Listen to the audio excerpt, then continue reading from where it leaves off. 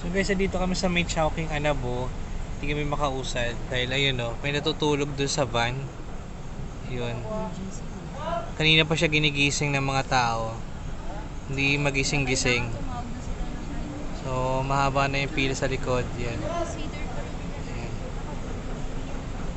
Ginigising po siya ng crew, hindi magising. Ayan no.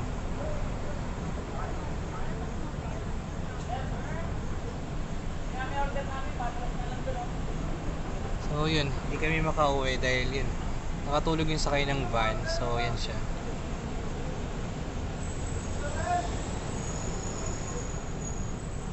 Hindi kami makaalis. Baka ano yung nangyari sa loob. Pinakatok na siya ng mga crew.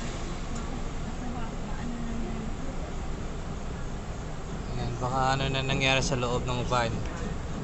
Na-stuck na kami dito guys. Ginigising siya yan, inaalog na yung van no. Wala pa rin.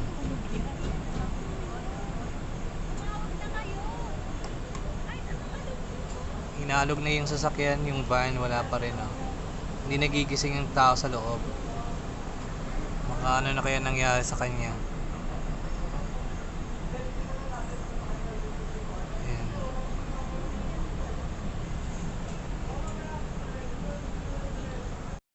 Yun, inaalog na po yung van. Hindi pa rin magising yung tao sa loob.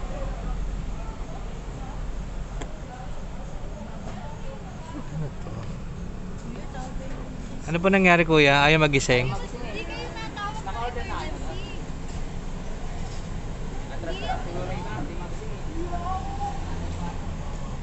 Ano kuya, nagising? Kala ko namatay na eh. Nagising kuya? Gising naman. Ayun. Nakaalis na po na. Ayun, nagising na siya. Ayun, kala namin ano na nangyari doon. Nagising na po pala. Nakakaloka siya. Patay ka na. Nakakaloka. Ayun po yung may-ari ng ano, ng van na natutulog. Ayan, nagising na siya.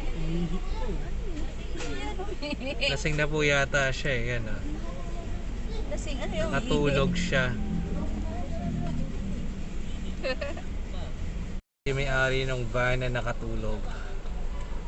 Ayan siya. Lasing siya. Ayan. Buhay naman siya. Lasing lang siya. Ayan siya. Next time magde-drive lang lasing. Ito mas